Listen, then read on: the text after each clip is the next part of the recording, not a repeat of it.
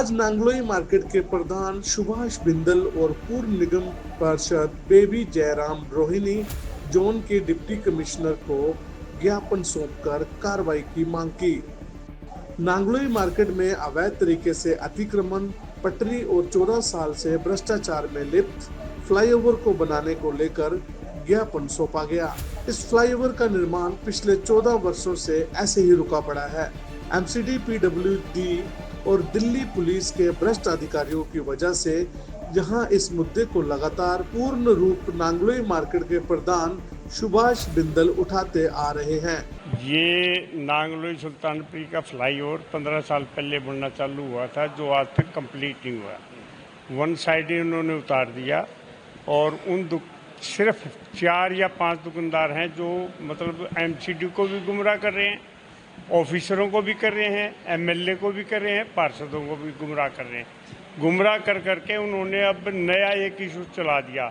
इससे पहले इन्होंने इशू चलाया था, इनके डेमोलेशन की डेट आ गई थी। उस टाइम इन्होंने ये कहा, सीएम साहब को चिट्ठी दी थी, मतलब जो ना हमारा जो है ना जी डेमोलेशन 1 महीने के लिए रोक दो, हमारे बच्चों के पेपर हैं। उस डेमोलेशन को आज तक इन्होंने कंटिन्यू रखा, कोई बात नहीं, चलता रहा। लेकिन हमने भी ये सोचा भाई चलो ये फ्लाईओवर तो बनना ही बनना है। मेहनत हमने खूब करी है, खूब घूमे हैं, लेकिन उन्होंने वो बनने नहीं दिया।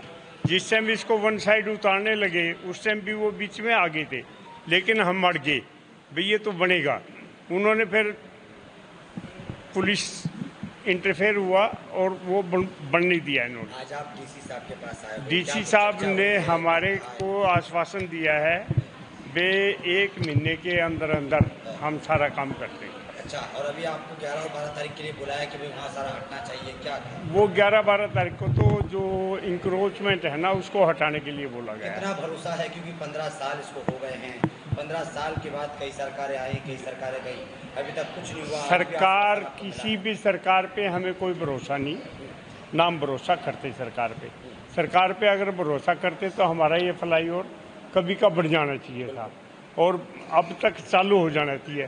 इसके चलने से लाखों लोगों को डेली फायदा मिलेगा, जाम से मुक्ति मिलेगी, पेट्रोल कम जलेगा और इधर से मतलब रोनी, सुल्तानपुरी, मंगोलपुरी, नांगलोई से सीधा ये बॉम्बे एक्सप्रेस हाईवे पे निकलेगा सीधा रोड। प्रधान जी, कई हादसों की भी आपने जानकारी दी है, तो उसकी वजह से हादसे कई हुए हैं। हादसे तो इतने होते हैं जिसका कोई हिसाब नहीं और डेली हो रहे हैं।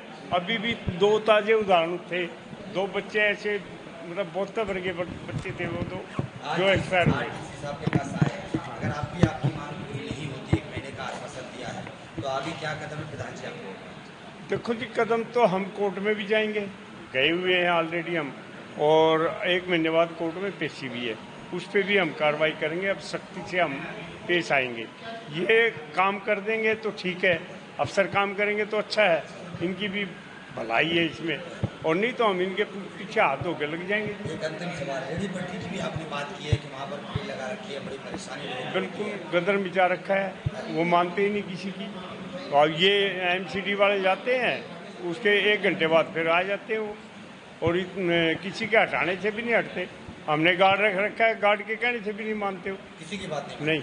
और 2 गोलगप्पे वाले हैं वो तो महाबदमाश हैं, वहाँ पे जनता मार्केट में अधिकारी जो है वहाँ जाते हैं तो क्यों नहीं हटते फिर? वो उनकी सेटिंग है गोलगप्पों वाले की। अच्छा, हाँ, देखिए कहीं ना कहीं दिल्ली पुलिस जो है और सीधा उनका इन्वॉल्वमेंट है, जिसके कारण जब भी एमसीडी वहाँ पर कार्रवाई करने के लिए जाती है, जब भी उनकी रेडी पटरी उठाने के लिए जाती है, उनको पहले से ही पता लग जाता है। और कई बार 2-2, 3-3 घंटे, 4-4 घंटे हमारे जेई, हमारे एलआई, हमारा दूसरा एमसीडी का स्टाफ थाने के बाहर ऐसे खड़े होते जैसे उन्होंने कोई गुनाह कर दिया, और स्थानीय पुलिस उनको वहाँ पर पुलिस मुहैया नहीं कराती उनकी सुरक्षा के लिए। उनके साथ बहुत बार दुर्घटनाएं भी घटी है। लेकिन मैं ये कहता हूँ कि जो भी संबंधित अधिकारी, चाहे वो किसी भी विभाग का हो, उसके खिलाफ कार्रवाई होनी चाहिए। डीसी साहब ने आश्वासन दिया है, अभी हम सुभाष बिंदल जी हैं, बेबी जयराम जी हैं, हमारे बहुत सारे साथी यहाँ से डीसी साहब के साथ मिलकर के आए हैं। उन्होंने आश्वस्त किया है कि इसके ऊपर मैं सख्त एक्शन लूंगा और हमें उम्मीद है कि डीसी साहब इस पर कार्रवाई करेंगे। 15 साल हो गए हैं, 15 साल के बाद आज आप कह रहे हैं कि डीसी साहब को हमें उम्मीद है, क्या लग रहा है? देखिए, मैं तो ये कहता हूँ कि इस फ्लाईओवर का नाम मेहुल चौकसी रख दो या विजय माल्या रख दो, क्योंकि अपने आप में 15 साल, जैसे आप बता रहे हैं, हम भी 15 साल से सुनते आ रहे हैं, ये अपने आप में एक भ्रष्टाचार का सबसे बड़ा उदाहरण है। और इसके ऊपर स्थानीय दुकानदारों की जो भूमिका है उसके खिलाफ भी कार्रवाई होनी चाहिए। जिस तरीके से उनको अल्टरनेटिव प्लॉट दे दिया और प्लॉट मिलने के बाद वो उस प्लॉट में नहीं जा रहे हैं और विड्रॉल नहीं कर रहे हैं, तो प्लॉट देने का फायदा क्या हुआ? मेरी ये मांग है कि इस अल्टरनेटिव प्लॉट के अगेंस्ट इन्होंने नहीं बनाया, जो इनके ऊपर पेनल्टी बनती है वो इन पर पेनल्टी चार्ज की जाए और उसके हिसाब से इनसे बातचीत की जाए कि जल्द से जल्द जनता के लिए फ्लाईओवर का रास्ता खोले। 3 इंजन की सरकार से भी क्या अपील है आपकी? देखिए, 3 इंजन की सरकार है, ये कहने के लिए और बताने के लिए तो बड़ा अच्छा लगता है, लेकिन जनता संतुष्ट नहीं है, ये आप भी जानते हैं, मैं भी जानता हूँ। आज 3 इंजन की सरकार को लेकर के पूरी दिल्ली के अंदर, पूरे देश के अंदर अव्यवस्था का माहौल है और लोगों को कुछ भी समझ में नहीं आ रहा। जिस उम्मीद के साथ 3 इंजन की सरकार को लेकर के आए थे, हमारे दिल्ली में तो 4 इंजन की सरकार थी, अभी एलजी वेंकटेश सक्सेना जी कश्मीर चले गए, 4 इंजन की सरकार थी, लेकिन जनता को, मीडिया को, किसी को कुछ समझ में नहीं आ रहा कि ये कर क्या रहे हैं। क्या आश्वासन? आप पूर्व निगम पार्षद भी रह चुके हैं, वहाँ के हालात भी आप जानते हैं, इस पे क्या कहना ही होता है?